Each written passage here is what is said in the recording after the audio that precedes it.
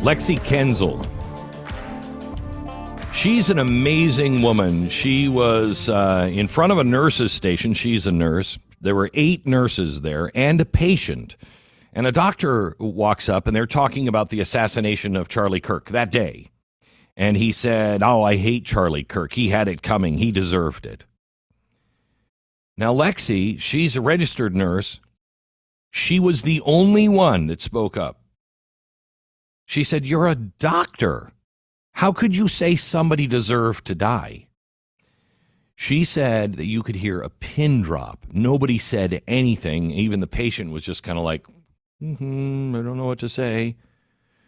She reports the incident to management. Then she gets home. She posts about this and the doctor on her private Instagram. And just about an hour later, she gets a phone call from her union representative saying she needs to look for another job. And then she was pulled into a meeting at the hospital, and she was suspended without pay pending an investigation.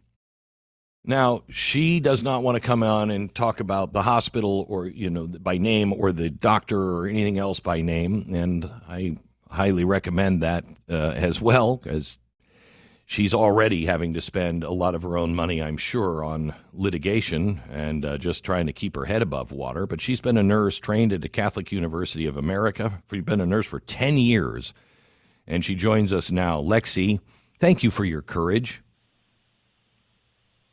Thank you, Glenn. Thank you for having me. This is amazing to be able to have this platform right now.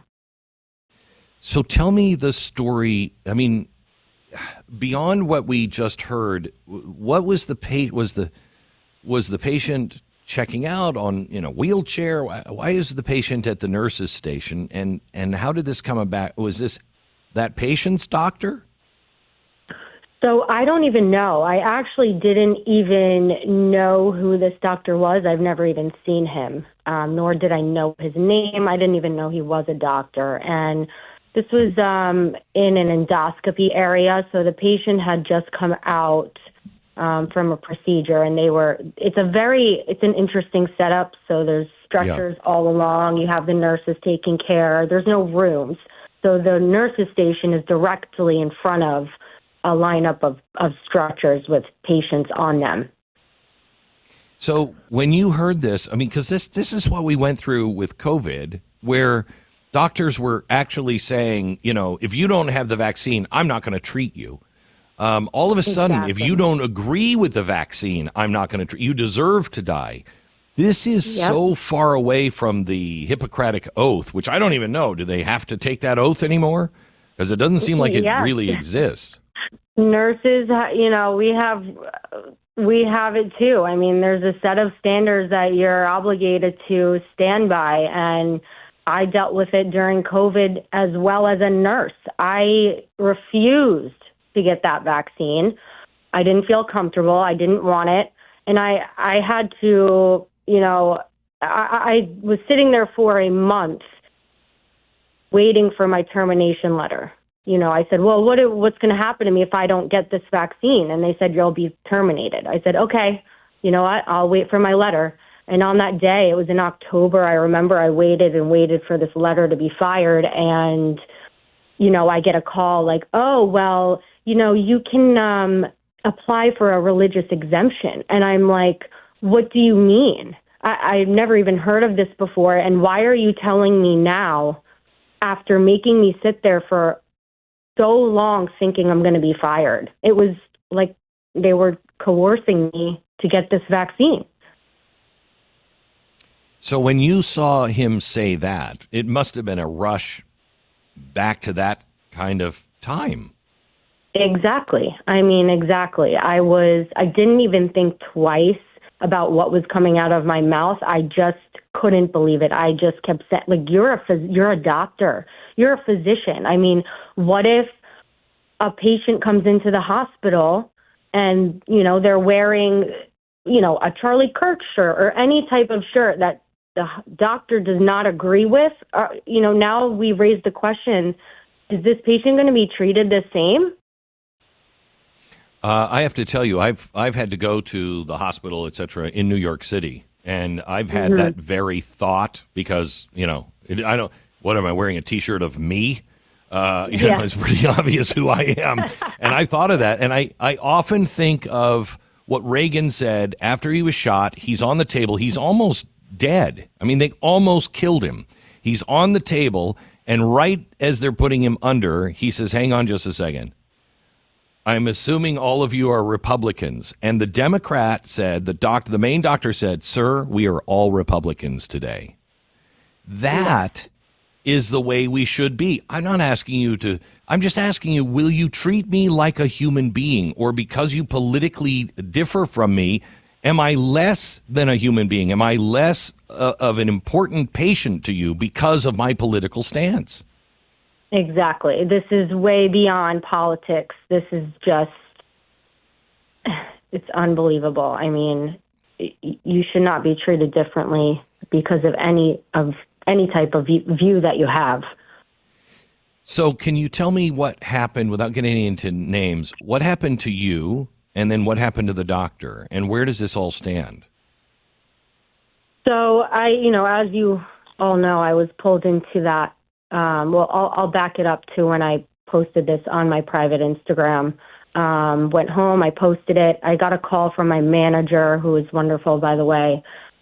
She said, you know what, you got to take the Englewood part down. I said, I'm standing on what I posted, but I will certainly take the hospital's name out of it. So an hour later, I took that down and reposted without Englewood's name on it. And then the next day I get pulled into the meeting and I gave them my story about what happened.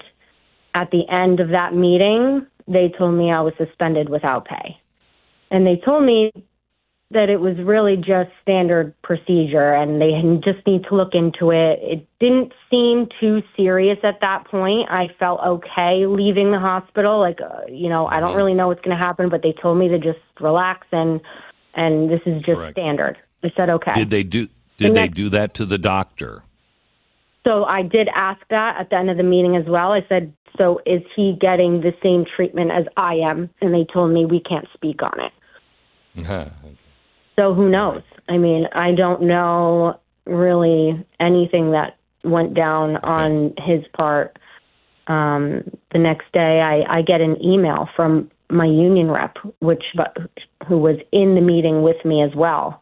And it's public. You can read it for yourself. It says he should start looking for another job. So that to me is like, okay, so is this person, did she get a little tip from the hospital that this is how it's going to go? Because this is unacceptable. I mean, this person's supposed to be on my side, and I don't even know how this is helping me at any point to just tell me to look for another job. And you wonder, too, because it's a union, you wonder if that union, like the teachers union, is on your side or they're actually for, freedom of speech for everybody and neutral, or if they have a political bent to them. I would imagine. That's what I would think. Exactly. That's exactly what I thought. I mean, I'm not stupid. Yeah. Yeah. Do you know what happened to the doctor since? Because I've heard the doctor doesn't have a job now, and you do have a job at the hospital. Yes. So they offered me they said, we'll lift the suspension, and that doctor has resigned. And that's really all that I know. Okay. Well, that's at least somewhat of a happy ending to this. I am so proud of you and so pleased to be able to say good job. I mean, that took real guts. You already did your first tour of duty on COVID, and now you do a second. Was it easier to do it the second time or harder? I have to say, I think this one was definitely harder. It blew up overnight and it became very public, and it makes you think, had this not been so public, maybe today I wouldn't have a job as a nurse. How are things going with you now at work? Is it back to normal? I haven't gone back yet. My first shift back will be on Monday. So, I've had some really good people in my corner. I had Jody O'Malley reach out to me. She's a professional whistleblower, and I've had Nurses Out Loud contact me, and they've given me some really good advice. I've also had the support of so many coworkers, which has been amazing. I mean, I'm very, very anxious to go back to work, but I have to go in with my head up and stand on my beliefs and my faith. And I've gotten a message from one of the security guards. Actually, it was very nice. He said, thank you for speaking out. Just know that you have the staff here is on your side 100%. So I guess we'll see. We'll see going back how it is. But well, I hope that the hospital continues to be behind you, and there's no ramifications, and that everybody welcomes you with open arms. I cannot imagine how it couldn't. You cannot have doctors or nurses saying things like that, and feeling that way. I mean, if you feel that way, you feel that way, I guess. But I expect you to be professional enough not to say those things, at work in front of patients and in front of the nurses. You cannot spread that kind of poison. Your job is to save lives and to look at everyone equally and say, I don't care who they are, what they believe. That's a human being. It is my job to save them. And you just can't have that kind of poison, with somebody that we trust to take care of us. Exactly. I mean, everyone knows that's what they teach you in nursing school. You treat everybody the same. I mean, I've had patients who have been in drunk driving accidents, who have, harmed other people, and you treat that patient as if it was any other person. You can't let beliefs or thoughts of any type of, discrimination get in the way of treating the patient. That's really what this is about, is treating everybody the same and with respect. Lexi, it's an honor to talk to you. Thank you so much for being on the program. I appreciate it. And you call us. If there's a problem, you call us, all right? I will. Thank you so much. All right. Thank you. Lexi Kuenzle. By the way, she's a friend actually started to raise money. $500 is what she wanted because she had to file all the paperwork and everything else. I know she's got, expenses. And they've already covered that. And when they hit $500, she was like, I want the rest of it to go to TPUSA, anything raised above it. And I think they were at $2,500. I looked last night, $2,500. They have a goal of $4,500, and that's easy for this audience to help out. If you're a nurse or a doctor or you just believe, in this, reward her for her courage. She's not going to take the money. It's going to TPUSA, but send her the message. If you're going to give to TPUSA, this might be a good way.